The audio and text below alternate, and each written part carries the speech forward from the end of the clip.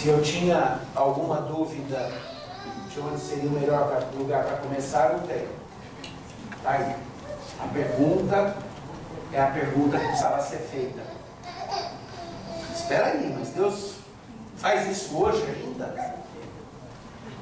Então vamos colocar algumas coisas bem claras. Primeiro, eu vou ler da palavra de Deus. Qualquer discussão, não odeie o mensageiro. Briga com o autor da mensagem. Tá? Mas não vou deixar por aí, porque se não sou apóstolo, como aqueles que detinham a autoridade para pegar alguém que desafiou a Deus e brincou com Deus, e de certa forma presidir sobre a morte deles, sem que houvesse intervenção humana, isso era apóstolo. Mas eu sou um pregador da palavra e eu preciso com fidelidade expor para vocês o que a palavra diz e expor como quem crê de verdade, para que vocês ouçam as palavras de Deus e não as minhas. Então deixa eu ler com vocês o texto. Como eu já disse, uma das maiores histórias de horror que eu conheço no Novo Testamento. Tá?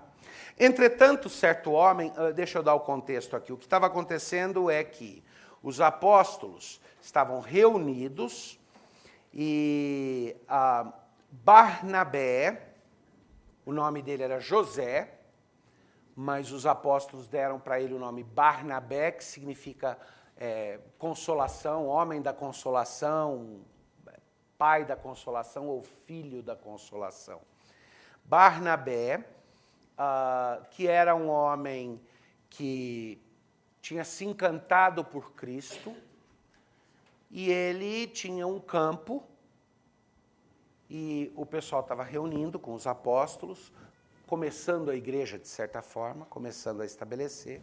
Ele tinha um campo grande, e ele sentiu no coração dele o desejo, ele vendeu esse campo, e ele pegou todo o dinheiro da venda do campo, chegou e colocou aos pés dos apóstolos e disse: usem isso para fazer a obra de Deus.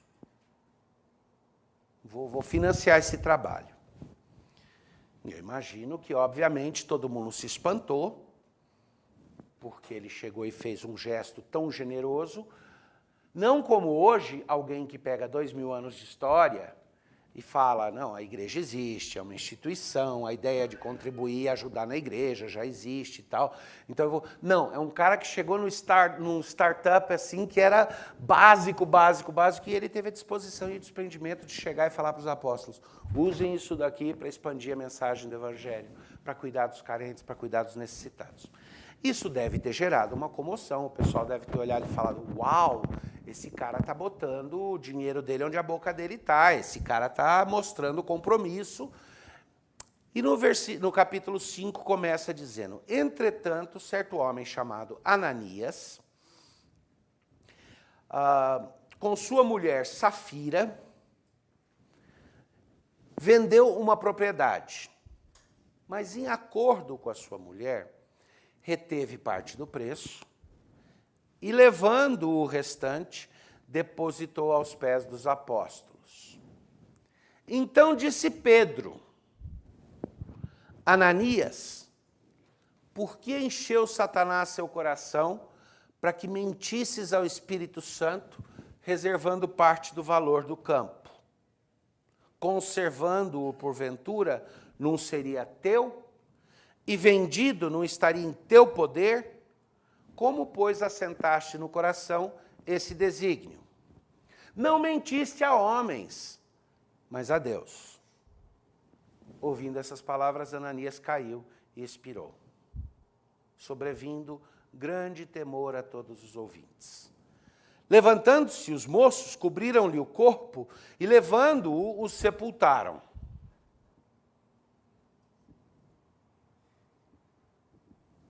É inevitável. Eu já preguei nessa passagem algumas vezes na minha vida, sempre fica esse silêncio quando chega nesse trecho. Não é o que a gente está acostumado a ver no Novo Testamento, né? Já pensou?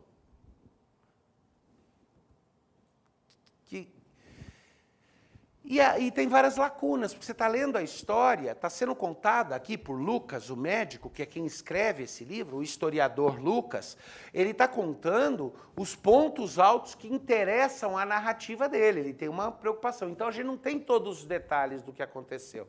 O que ele conta é que esse Ananias chegou lá e, obviamente, disse, está aqui, eu também, como Barnabé, vendi um terreno e trouxe todo o lucro aqui. Mas ele fez igualzinho os nossos políticos fazem quando chegam e fazem um contrato para alguém prover um serviço, para uma empreiteira fazer uma construção, e prestam contas no TCU dizendo, está aqui toda a despesa que foi feita e todo o dinheiro que passou de mão. E uma parte não está. Aí talvez dê um pouco mais de perspectiva. Era uma corrupção incipiente dentro do seio da própria igreja, que traía alguma coisa. E não adianta, a gente não consegue ajustar a cabeça para entender. A gente não consegue fazer esse entendimento nem na arena social e pública. A gente ainda faz a diferença de que o crime de colarinho branco é menos ruim do que outros crimes, quando às vezes o dano que ele causa é pior. Nós temos vários médicos aqui na igreja. O dinheiro desviado que deveria ir para a saúde produz mais mortes do que se alguém usasse uma arma para atirar numa pessoa. E esse custo, ele é real.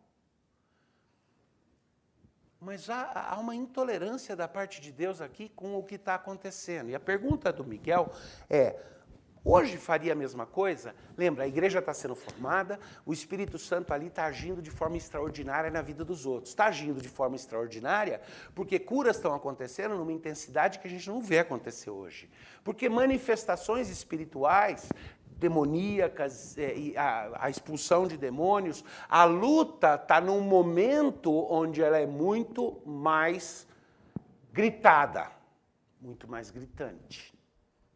E nesse momento também, essa semente de corrupção que está aparecendo ali causa um problema de gravidade tremenda, porque ela alimenta exatamente aquilo que o Evangelho veio para responder, que é aquele legalismo básico do nosso coração que diz, eu posso fazer joguinhos com Deus.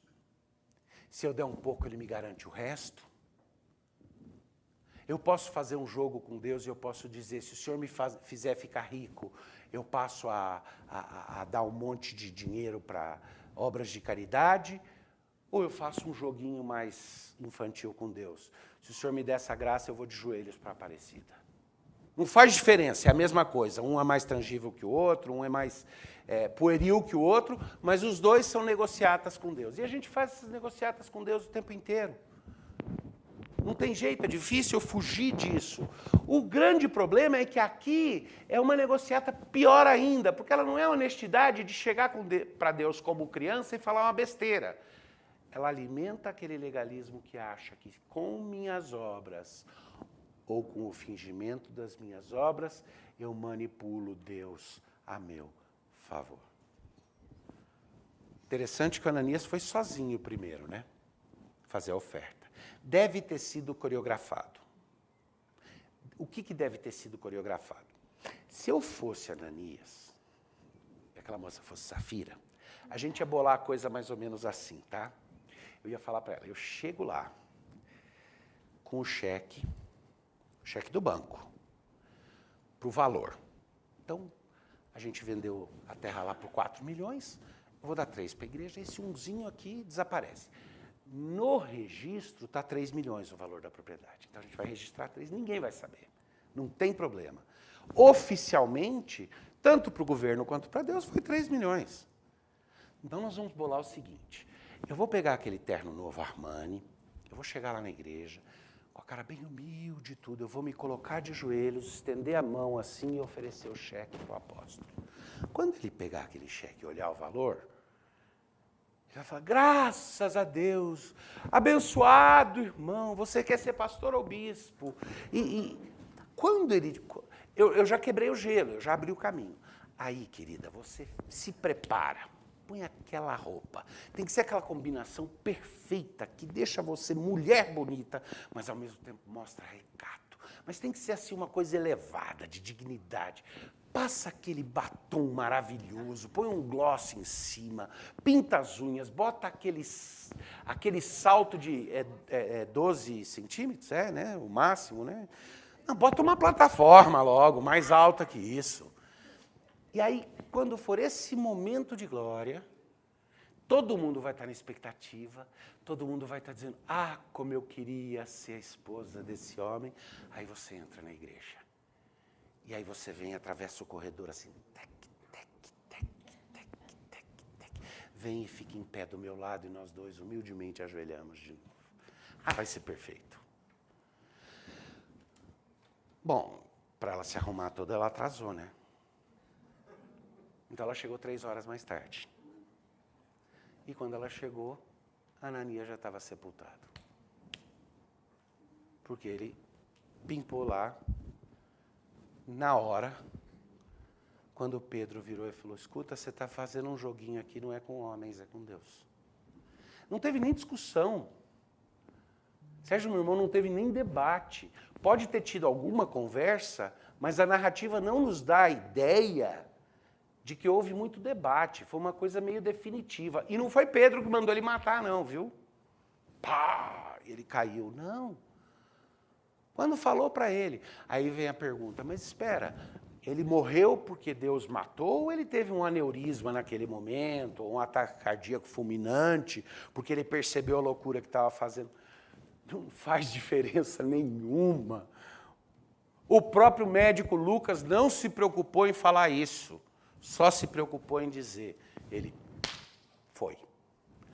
Aí então a gente lê assim, quase 3 horas depois, entrou a mulher de Ananias, não sabendo o que ocorrera.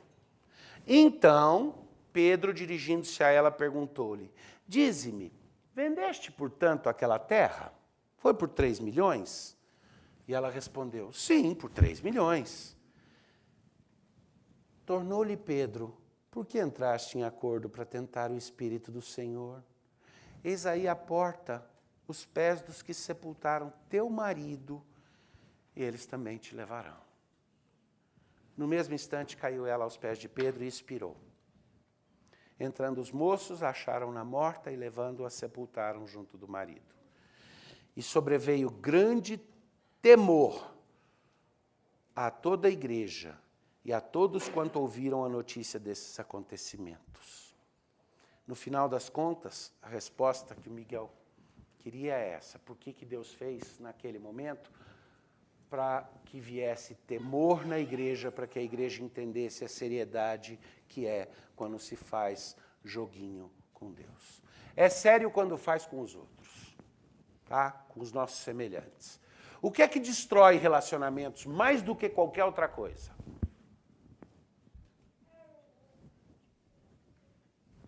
Essa igreja tem pastores com bastante experiência. Agora a gente está trazendo um bem mais jovem. Mas o pastor com menos tempo de ministério na nossa igreja sou eu com 29 anos de ministério. Aí pastor Vadislau e pastor Eber já são assim, acho que um tem 80 anos de ministério, o outro uns 100. É porque às vezes conta dobrado, né? Porque a pauleira é muito grande. Os 29 anos de ministério pastoral, eu nunca vi uma coisa que destrói tanto os casamentos, os relacionamentos e a vida das pessoas do que os joguinhos que elas fazem. Os jogos de mentira e insinceridade. Os jogos de poder. Os jogos para status. Nada é tão destrutivo. Então Deus queria, Miguel, e Deus queria todos, meus irmãos, eu quero que vocês escutem, Ele queria que a igreja tivesse temor. Por que eu estou falando temor e não medo? Porque medo na nossa cabeça traz um ideário de pavor ou horror, tipo aquele que se tem do bicho-papão, ou do bandido, ou do ladrão. O temor é mais assim, aquele que a gente tem quando a gente contempla algo que é tão poderoso que a gente não tem coragem de fazer a coisa errada. Tá? É quando você se depara com um leão gigantesco e ele vira e fala assim: fica tranquilo, não sou seu inimigo. Estou aqui para te proteger. Se a gente confia nisso de verdade, a gente pode até descansar. Mas é preciso temer, né? Você não vira para um bicho desse e fala: então não tem problema, posso fazer o que eu quiser, posso... Não é assim. A igreja se encheu de temor. E aí nós lemos: muitos sinais e prodígios eram feitos entre o povo pelas mãos dos apóstolos. E costumavam todos reunir-se de comum acordo no pórtico de Salomão. Mas dos restantes, ninguém ousava juntar-se a eles, porém o povo lhes tributava grande admiração. O próprio povo da vizinhança percebia que era gente séria, mas não topava entrar lá, né? Bem sincero, me responde bem honesto. Se vocês soubessem que nessa igreja, quando a palavra de Deus for dita, se seu coração não aceitar, você vai ter um ataque, cair no chão, você viria aqui? Eu não viria pregar? Deus do céu, ô louco! O povo ficou com medo também, o povo de fora. Mas, no entanto, no versículo 14, diz: e crescia mais e mais a multidão de crentes, tanto homens como mulheres, agregados ao Senhor, a ponto de levarem os enfermos até pelas ruas e os colocarem sobre leitos e macas, para que, ao passar Pedro, ao menos a sua sombra se projetasse em algum deles. Afluía também muita gente das cidades vizinhas, levando doentes e atormentados de espíritos imundos, e todos eram curados. Olha só, se a gente entende mesmo o que está acontecendo aqui na narrativa, tem lições preciosas, que devem gerar em nós o tipo de sentimento correto. A gente identifica que essa história de fazer joguinhos com Deus e com os outros... E eu vou te falar uma coisa.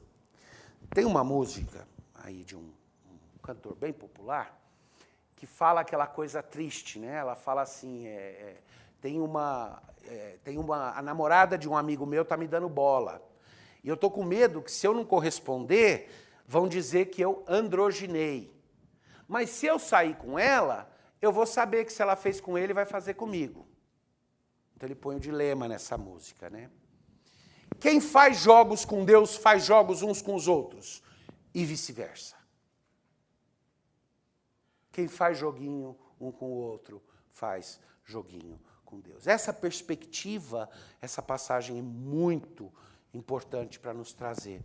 O problema é que quando a gente, muitas vezes, diz que está servindo a Deus, que é o que Ananias e Safira estavam fazendo, dizendo que queriam o bem de Deus e o bem dos outros, o bem da comunidade. Na verdade, eles estavam servindo aos alvos idólatras deles mesmos. Não é algo difícil de entender, vocês entendem isso nos relacionamentos de amor na nossa vida.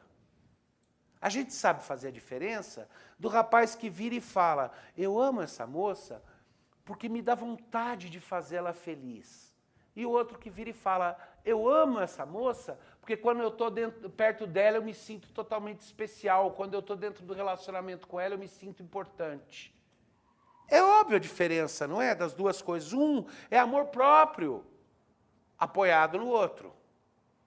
O outro olha para fora. E é a mesma coisa quando nós agimos como se estivéssemos procurando servir a Deus. Mas, na verdade, Deus é um instrumento nas nossas mãos para um culto próprio. A gente está tentando usar Deus de mão de gato para conseguir o que a gente quer.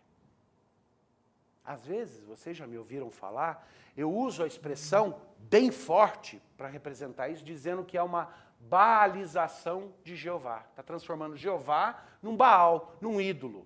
Porque o ídolo é aquilo que a gente manipula e usa para os fins próprios. Deus não, Deus é o leão feroz.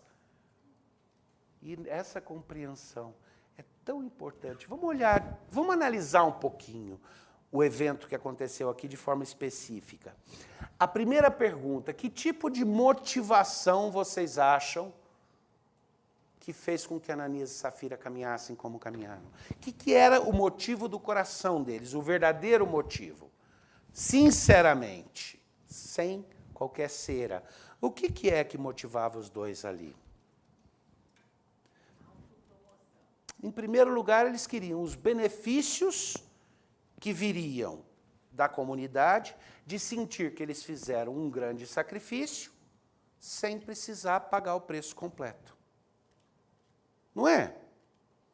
A gente não se sente especial quando a gente consegue, vamos supor, saiu aquela nova bolsa maravilhosa, é Birkin que chama? Como que é aquela? É, que um tempo atrás todo mundo queria, né? Aí, a Gisela foi lá e comprou, e ela pagou por essa bolsa 5 mil. Mas você conseguiu a mesma bolsa por 3.600. Nossa, pronto, olha que maravilha! Mesma coisa, mesmo status, mesma vantagem, por menos. No final, eles queriam o respeito da comunidade, o status que viria, como se tivessem feito um grande sacrifício.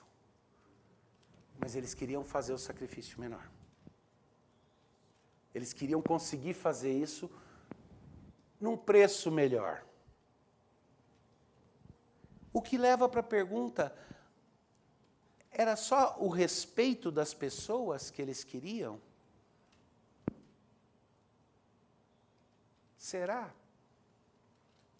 Porque isso é parte, eles queriam que os outros vissem que eles tinham feito um grande sacrifício, mas queriam pagar menos por aquilo. Mas será que era só isso? Porque aí tinha outros jeitos deles terem esse status com o povo, tinha outros. Por que era importante para eles parecer que eles tinham feito grande sacrifício?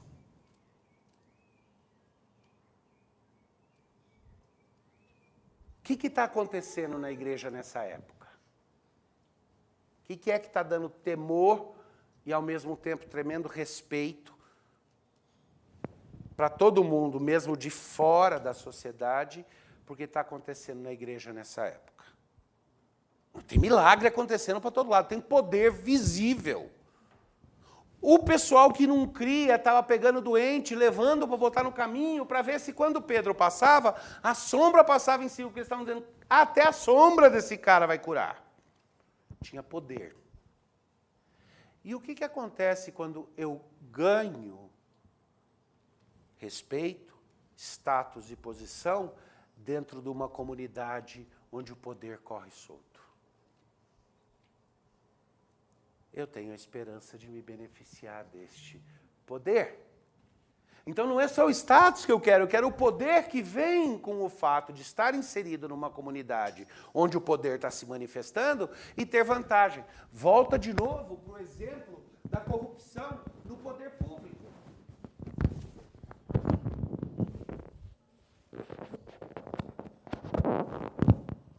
Falando sobre Atos 5 aqui, daqui a pouco eu vou expulsar o demônio desse microfone. Volta para o exemplo da corrupção no poder público. Por que é que para certas pessoas por que certas pessoas estariam dispostas a pagar preços tão altos para ganhar o acesso político que elas precisavam? Só vaidade? Os irmãos batistas estavam só agindo por vaidade? Não. Porque essa respeitabilidade e esse status é um jogo que gera benefícios e dividendos concretos. Esse acesso se traduz em dinheiro, porque a corrupção leva à possibilidade de ganhar muito mais do que se ganharia com o próprio trabalho. Então, eles estão preocupados aqui, não é somente com uma questão de vaidade e status. É o fato de que essa vaidade e status e essa inserção num movimento onde, obviamente, havia verdadeiro poder acontecendo, daria a eles a possibilidade de alguma forma, lucrar com isso, de alguma forma, terem mais do que só o status, terem poder, terem riqueza, ganharem dinheiro. Agora, eu confesso que eu não vejo como que isso é diferente de eu chegar numa igreja e dizer assim, faça um ato de fé, faça um cheque, mesmo que sem fundo. Quem aqui dá 10, faz 10 mil, e Deus vai te dar 5 vezes. Porque o apelo é para a mesma coisa. Faz um jogo com Deus. Aposta. Que Ele te dá de volta. É a mesma coisa. É o mesmo jogo. É uma tentativa de domesticar o poder de Deus para meu próprio benefício, para meu próprio uso. Nós não fazemos isso dessa forma crassa. Mas a pergunta é, será que existem formas nas quais nossas motivações egoístas, auto-interessadas, não fazem com que às vezes a gente haja com um destemor absurdo diante de Deus? Será que às vezes a gente não precisa dar uma parada e falar, uau, parece que o temor foi embora? Agora, volto para a pergunta do Miguel, que foi boa. Por que Deus não faz isso aqui hoje? Eu espero que Ele não faça, porque eu ia ficar apavorado demais. Se um de vocês aqui caísse. 2, porque eu tenho medo que eu mesmo caísse. 3, porque eu creio que Deus tem ensinado a igreja através dos anos e nos dado maturidade. E se o poder inicial que a igreja precisou, quando o movimento, e que vai retornar no momento que precisar, mas que geralmente são nos momentos de perseguição e de apequenamento, que essas manifestações extraordinárias aparecem, e hoje nós estamos num momento de aparente paz, a luta é espiritual, mas ela não é uma luta que está requerendo as curas e os milagres do jeito que estavam acontecendo naquele momento. Nada impede que Deus o faça no momento em que quiser. Mas o ponto é, esse era um momento que eu já deveria ter amadurecido para aprender, por amor e por conhecimento do Evangelho, a ter temor de Deus sem que fosse necessário aquela rosnada ou aquele rugido gigantesco que é tão destruidor. Mas o que foram as consequências desse engano que eles fizeram e quais são as consequências quando a gente faz esses joguinhos com Deus? No caso deles, foi um caminho de morte. Eles entraram ali num caminho que não tinha outra saída, ia terminar mal. E a gente sabe quando as coisas vão terminar mal.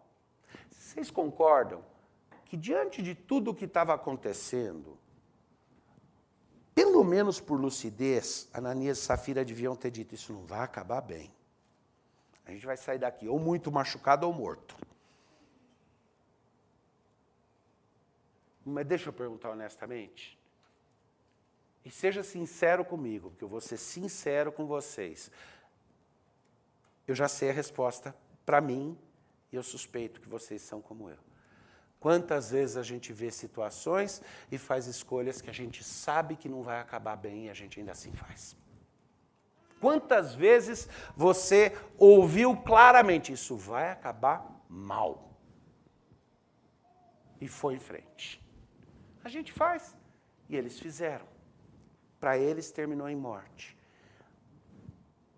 Mas e para o povo que estava lá na igreja, para os apóstolos, para a igreja? Terminou bem ou terminou mal?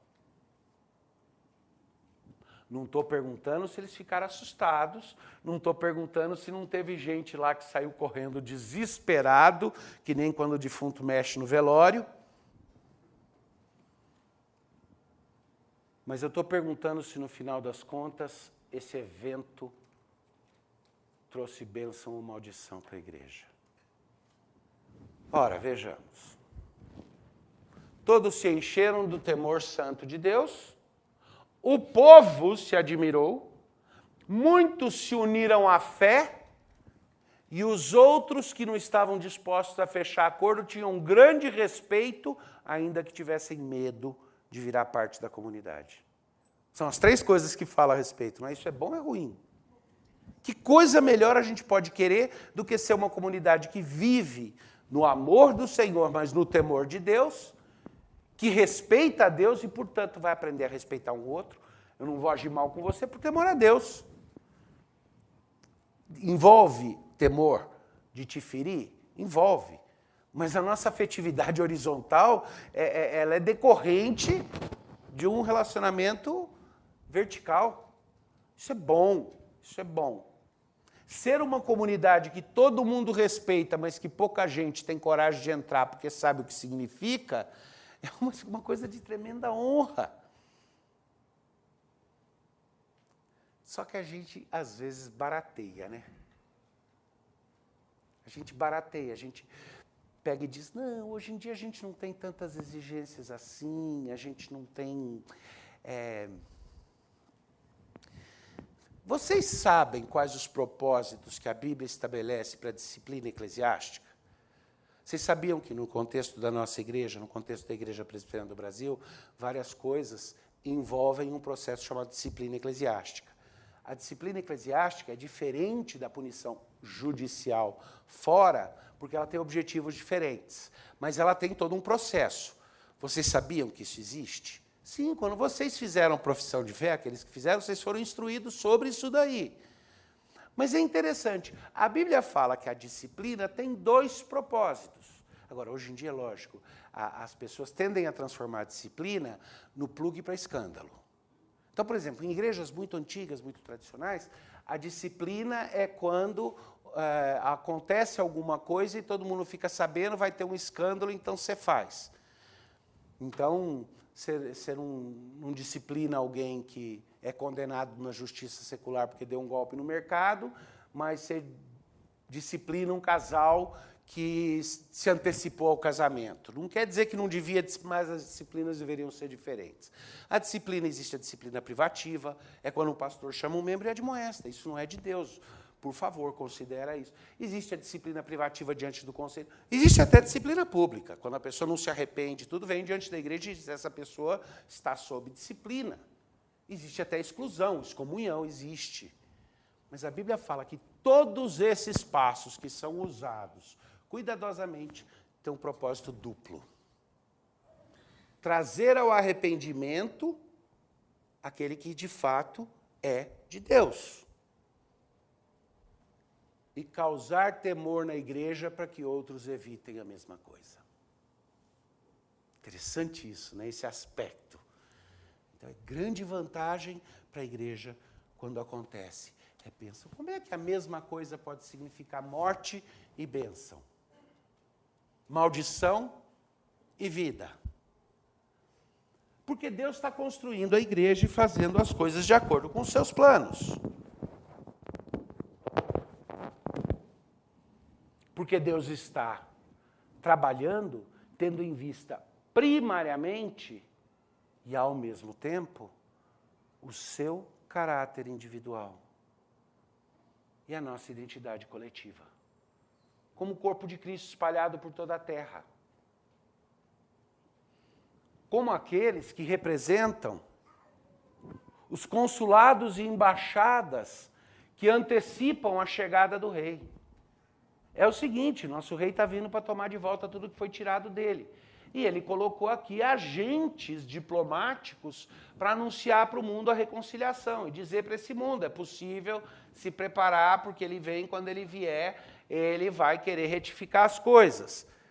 Vocês estão mancomunados com um inimigo que ocupou um território que não pertencia a ele, e vocês podem renegar esse relacionamento e se submeter desde já ao rei e ao reino vindouro.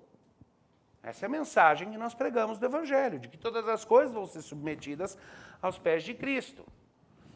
Na pregação dessa mensagem, é crucial que a gente tenha a sinceridade suficiente para que o mundo não olhe para nós e veja em nós bonecos de cera imitando a Cristo. Porque do jeito de que cada um de vocês, ao olhar as fotos que eu contei para as crianças, diria, é fake, é fake, é fake, muitas vezes o mundo olha para nós falando do Evangelho e diz, é fake. Tem olhinho de gente, cabelinho de gente, corzinha de gente, altura de gente, mas não é. E Deus quer que haja em nós a sinceridade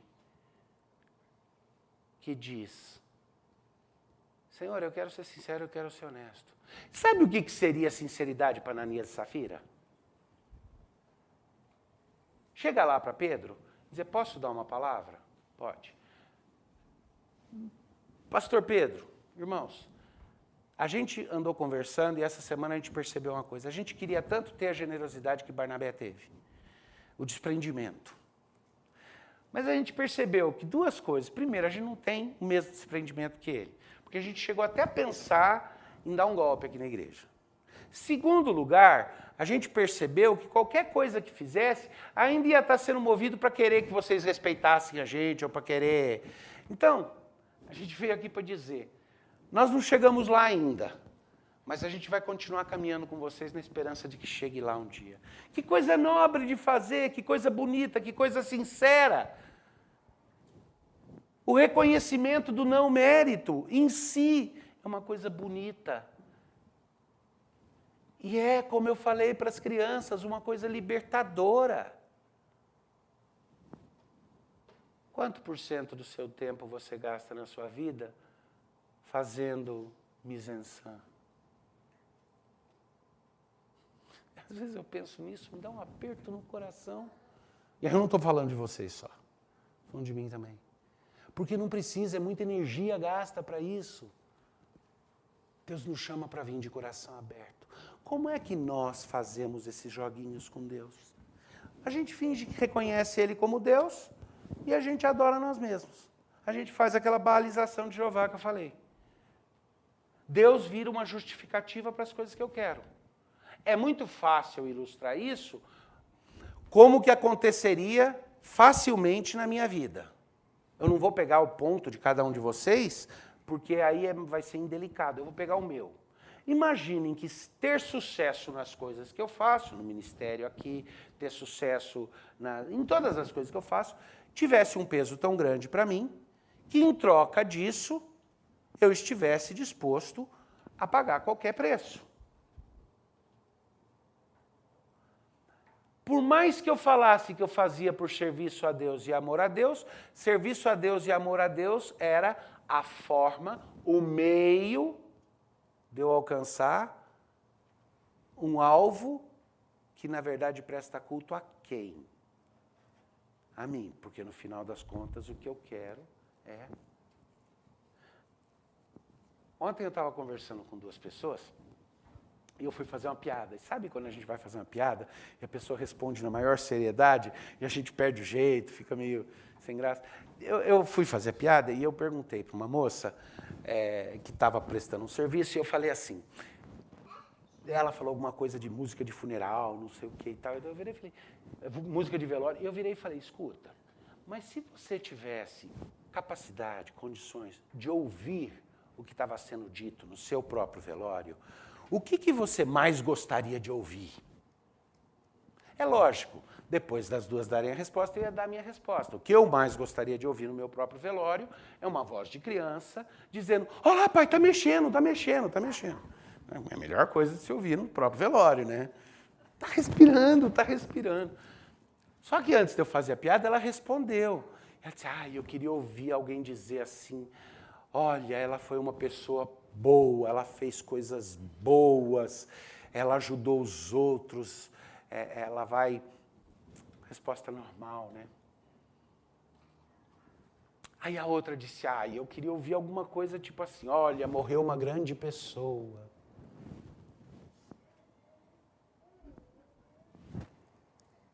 Eu fico lembrando do vô Douglas, meu avô por parte de mãe, viveu uma vida cheia. Moço, ele foi lutar na Segunda Guerra, ficou em Okinawa um bom tempo, voltou, terminou a faculdade, que ele tinha interrompido para ir lutar. Ele foi para o seminário, virou pastor, veio para o Brasil, passou 17 anos como missionário, jovem pastor aqui.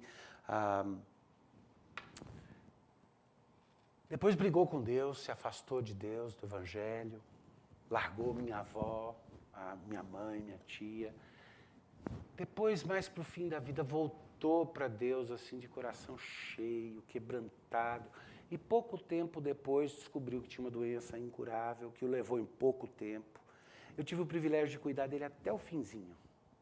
E morreu nos meus braços. E eu me lembro que o vovô, bem no finzinho, segurou forte no meu braço, olhou e falou, Davizinho. E eu não era Davizinho, eu acho que eu já estava mais ou menos do tamanho que sou hoje, bem mais magro. Ele virou e falou, Davizinho, no final, aqui onde eu estou, a única coisa que valeu a pena foi o amor que eu dei. Ele nem falou o amor que recebeu, ele falou, foi o amor que eu dei. Foi isso, foram os relacionamentos onde eu me doei. Uma das formas como a gente faz esse jogo com Deus é quando a gente diz que é por causa dele e diz que é por causa dos outros, mas a gente serve a nós mesmos. Nós dizemos que nós nos preocupamos com o que... Mas tem uma dinâmica aí um pouco mais delicada. Porque uma parte é quando dizemos que Deus é Deus e adoramos a nós mesmos, certo? A outra parte é quando nós dizemos que o que Deus fala para a gente tem peso, mas o que os outros pensam da gente tem mais peso.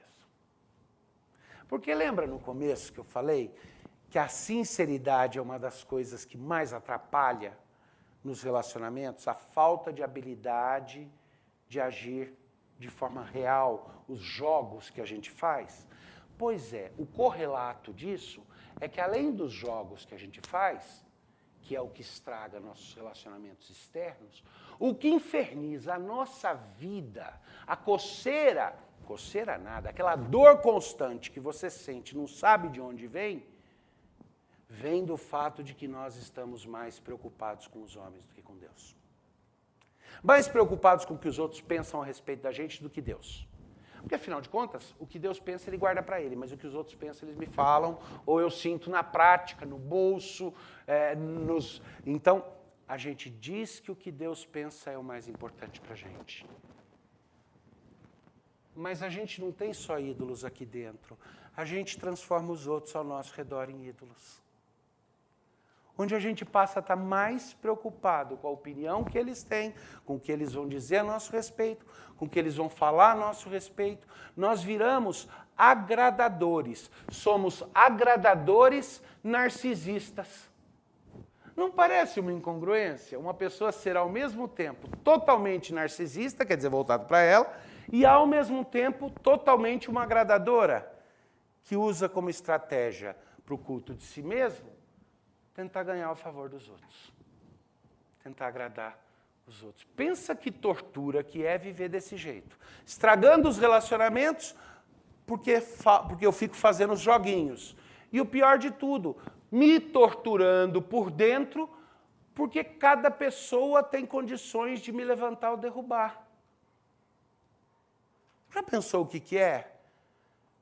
Eu era menino e eu vi uma ilustração disso que nunca mais me saiu da cabeça. Um menininho, filho de uma família bem amiga nossa, que mais cedo, durante a adolescência, eu tinha cuidado dessas crianças, feito babysitting, né? Ganhava dos pais para ficar com as crianças quando eles iam sair para um cinema, coisa assim. E tinha muito afeto por aquelas 3 crianças. E o menino era muito magrinho, bem magrinho mesmo. E eu me lembro uma vez a gente estava fazendo um churrasco na casa dele, estavam os pais, minha família estava lá, eu estava lá também. E o menininho veio correndo, retesou os músculos assim com o braço e disse lá naquela voz assim, bem estridente em inglês, né? Mom, Daddy, Daddy, eu sou o homem mais forte do mundo, olha meus músculos. E o pai, meio encabulado, tal, olhou e falou, fulano, não é bom falar assim, você não é o menino mais forte que tem e tal, você tem que ter uma visão real de quem você é. E o semblante dele caiu, ele baixou o bracinho e falou, então eu sou o menino mais fraco do mundo. Essa gangorra é um inferno. E você já experimentou essa gangorra? Ora, alguém me levanta, eu estou lá em cima, ora alguém me chuta e eu estou lá embaixo. Que poder é esse que eu entrego na mão dos outros? Quando a opinião deles vale mais do que a de Deus. Porque se a de Deus é a que vale mais, eu aprendo a escutar os outros com respeito. Eu aprendo até a levar em conta o que os outros dizem, mas com uma pitada de sal, porque no final das contas é o que Deus diz e não o que os outros dizem. Os únicos motivos que alguém teria para falar de forma exagerada, para exagerar o compromisso com Deus, é quando no final das contas nós achamos que vai ser para nossa vantagem fingir que servimos a Deus. O único motivo para se relacionar com as pessoas, desprezando-as internamente e fazendo parecer que a gente quer agradá-las externamente, é quando a gente pretende usar as pessoas para nosso benefício. Ambas as coisas são auto-engano, porque todos nós sabemos que a razão pela qual com Deus não se brinca é porque, por definição, Deus não se permite ser usado por ninguém. E, por definição, relacionamentos só são reais quando houver verdade. Senão, não são relacionamentos. São simulacros. São versões em cera que pode parecer a coisa real, mas não é. O que isso significa no final das contas, então? O que fazer? Então eu não vou me comprometer para não correr o risco de me comprometer errado. Não. Compromete. Vive a graça como ela está sendo alcançada. Mas faz isso com sinceridade. Destrava os auto-enganos e aprende a reconhecer o que é e a cada passo. E entenda que Barnabé, por exemplo, não foi um cara que começou aqui e teve tudo perfeito depois. Barnabé se tornou o grande companheiro de Paulo, a gente vai ler isso. Barnabé era chamado de filho da consolação. Ele foi o homem que ajudou muita gente. Ele e Paulo brigaram e resolveram que não dava mais para trabalhar junto e cada um foi para um canto. Isso vai continuar acontecendo. Mas eu creio que essa história está ali, que o Espírito Santo inspirou Lucas para colocar essa história logo no começo da formação da Igreja do Novo Testamento, para que nós pudéssemos ainda hoje ser lembrados que com Deus não se brinca e que isso deve sim causar temor, não pavor em nós. Porque o que Ele está oferecendo é mais e não menos. O que Ele está oferecendo é uma possibilidade de algo mais gostoso, não menos. É de relacionamentos mais reais e não menos. Vamos orar? Pai, dá que cada um de nós aqui, a começar por mim, experimente sinceridade no compromisso contigo.